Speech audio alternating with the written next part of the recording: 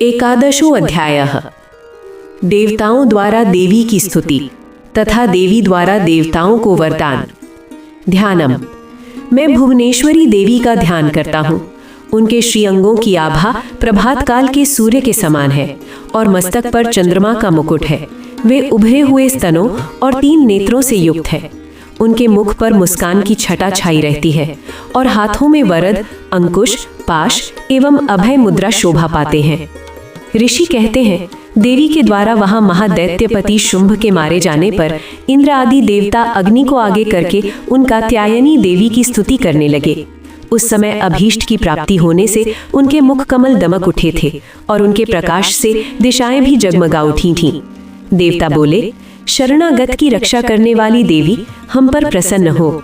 संपूर्ण जगत की माता, प्रसन्न हो। विश्वेश्वरी, विश्व की रक्षा करो। देवी, तुम ही चराचर जगत की अधीश्वरी हो। तुम इस जगत का एकमात्र आधार हो, क्योंकि पृथ्वी रूप में तुम्हारी ही स्थिति है। देवी, तुम्हारा पराक्रम अलंघनीय है। तुम ही जल रूप में स्थित होकर संपूर्ण जगत को तृप्त करती हो। तुम अनंत बल संपन्न वैष्णवी शक्ति हो। इस विश्व की कारणभूता परामाया हो। देवी, तुमने इस समस्त जगत को मोहित कर रखा है। तुम ही प्रसन्न होने पर इस पृथ्वी पर मोक्ष की प्राप्ति कराती हो। देवी, संपूर्ण विद्याएं तुम्हारे ही भिन्न भिन्न स्वरूप हैं। जगत में जितनी स्त्रियां हैं वे सब तुम्हारी ही मूर्तियां हैं। जगदम्ब, एकमात्र तुमने ही इस विश्व को व्याप्त कर रखा है। तुम्हारी स्तुति क्या हो सकती है। तुम तो स्तवन करने योग्य पदार्थों से परे एवं परावाणी हो। जब तुम सर्वस्वरूपा देवी स्वर्ग तथा मोक्ष प्रदान करने वाली हो, तब इसी रूप में तुम्हारी स्तुति हो गई। तुम्हारी स्तुति के लिए इससे अच्छी उक्तियां और क्या हो सकती हैं। बुद्धि रूप से सब लोगों के हृदय में विराजमान रहने वाली तथा स्वर्ग एवं मोक्ष प्रदान करने वाली नारायणी देवी, तुम्हें नमस्कार है। कला, काष्ठा आदि रूप से क्रमशः परिणाम अवस्था परिवर्तन की ओर ले जाने वाली तथा विश्व का उपसंहार करने में समर्थ नारायणी, तुम्हें नमस्कार है। नारायणी, तुम सब प्रकार का मंगल प्रदान करने वाली मंगलमयी हो। कल्याणदायिनी शिवा हो। सब पुरुषार्थों को सिद्ध करने वाली शरणागत वत्सला, 3 नेत्रों वाली एवं गौरी हो। तुम्हें नमस्कार है। तुम सृष्टि, पालन और संहार की शक्तिभूता सनातनी देवी, गुणों का आधार तथा सर्व गुणमयी हो। नारायणी, तुम्हें नमस्कार है। शरण में आए हुए दीनों एवं पीड़ितों की रक्षा में संलग्न रहने वाली तथा सबकी पीड़ा दूर करने वाली नारायणी देवी, तुम्हें नमस्कार है। नारायणी, तुम ब्रह्माणी का रूप धारण करके हंसों से जुते हुए विमान पर बैठती हो तथा कुश मिश्रित जल छिड़कती रहती हो। तुम्हें नमस्कार है। माहेश्वरी रूप से त्रिशूल, चंद्रमा एवं सर्प को धारण करने वाली तथा महान वृषभ की पीठ पर बैठने वाली नारायणी देवी, तुम्हें नमस्कार है। मोरों और मृगों से घिरी रहने वाली तथा महाशक्ति धारण करने वाली कुमारी रूप धारिणी निष्पापे नारायणी, तुम्हें नमस्कार है।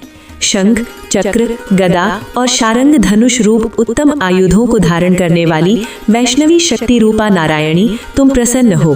तुम्हें नमस्कार है। हाथ में भयानक चक्र लिए और दाढ़ों पर धरती को उठाए वाराही रूप धारिणी कल्याणमयी नारायणी, तुम्हें नमस्कार है। भयंकर नृसिंह रूप से दैत्यों के वध के लिए उद्योग करने वाली तथा त्रिभुवन की रक्षा में संलग्न रहने वाली नारायणी, तुम्हें नमस्कार है।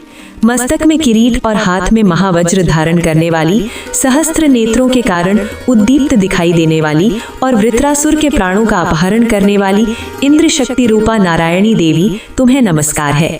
शिवदूती रूप से दैत्यों की महती सेना का संहार करने वाली, भयंकर रूप धारण तथा विकट गर्जना करने वाली नारायणी, तुम्हें नमस्कार है। दाणों के कारण विकराल मुख वाली, मुंडमाला से विभूषित मुंडमर्दिनी चामुंडा रूपा नारायणी, तुम्हें नमस्कार है। लक्ष्मी, लज्जा, महाविद्या, श्रद्धा, पुष्टि, स्वधा, ध्रुवा, महारात्रि तथा महाअविद्या रूपा नारायणी, तुम्हें नमस्कार है। मेधा, सरस्वती, वरा, भूति, बाभ्रवी, तामसी, नियता तथा ईशा रूपिणी नारायणी, तुम्हें नमस्कार है। सर्वस्वरूपा, सर्वेश्वरी तथा सब प्रकार की शक्तियों से संपन्न दिव्य रूपा दुर्गे देवी, सब भयों से हमारी रक्षा करो। तुम्हें नमस्कार है। कात्यायनी, ये 3 लोचनों से विभूषित तुम्हारा सौम्य मुख सब प्रकार के भयों से हमारी रक्षा करे। तुम्हें नमस्कार है। भद्रकाली, ज्वालाओं के कारण विकराल प्रतीत होने वाला, अत्यंत भयंकर और समस्त असुरों का संहार करने वाला तुम्हारा त्रिशूल भय से हमें बचाए। तुम्हें नमस्कार है। देवी, जो अपनी ध्वनि से संपूर्ण जगत को व्याप्त करके दैत्यों की तेज नष्ट कर देता है, वो तुम्हारा घंटा हम लोगों की पाप से उसी प्रकार रक्षा करे जैसे माता अपने पुत्रों को बुरे कर्मों से रक्षा करती है। चंडिके, तुम्हारे हाथ में सुशोभित खड्ग जो असुरों के रक्त एवं चर्बी से चर्चित है, हमारा मंगल करे। हम तुम्हें नमस्कार करते हैं। देवी, तुम प्रसन्न होने पर सब रोगों को नष्ट कर देती हो और कुपित होने पर मनोवांछित सभी कामनाओं का नाश कर देती हो। जो लोग तुम्हारी शरण में जा चुके हैं उन पर विपत्ति तो आती ही नहीं। तुम्हारी शरण में गए हुए मनुष्य दूसरों को शरण देने वाले हो जाते हैं।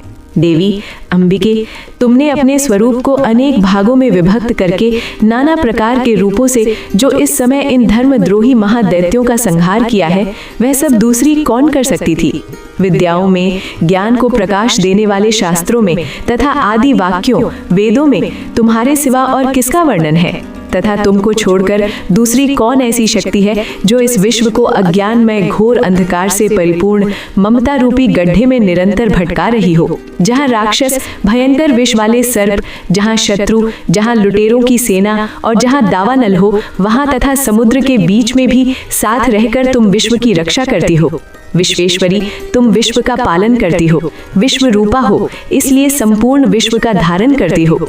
तुम भगवान विश्वनाथ की भी वंदनीय हो। जो लोग भक्ति पूर्वक तुम्हारे सामने मस्तक झुकाते हैं, वे संपूर्ण विश्व को आश्रय देने वाले होते हैं। देवी प्रसन्न हो।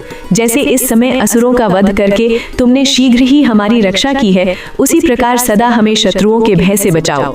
संपूर्ण जगत का पाप नष्ट कर दो और उत्पात एवं पापों के फल स्वरूप प्राप्त होने वाले महामारी आदि बड़े बड़े उपद्रवों को शीघ्र दूर करो। विश्व की पीड़ा दूर करने वाली देवी, हम तुम्हारे चरणों पर पड़े हुए हैं, हम पर प्रसन्न हो। त्रिलोक निवासियों की पूजनीय परमेश्वरी, सब लोगों को वरदान दो।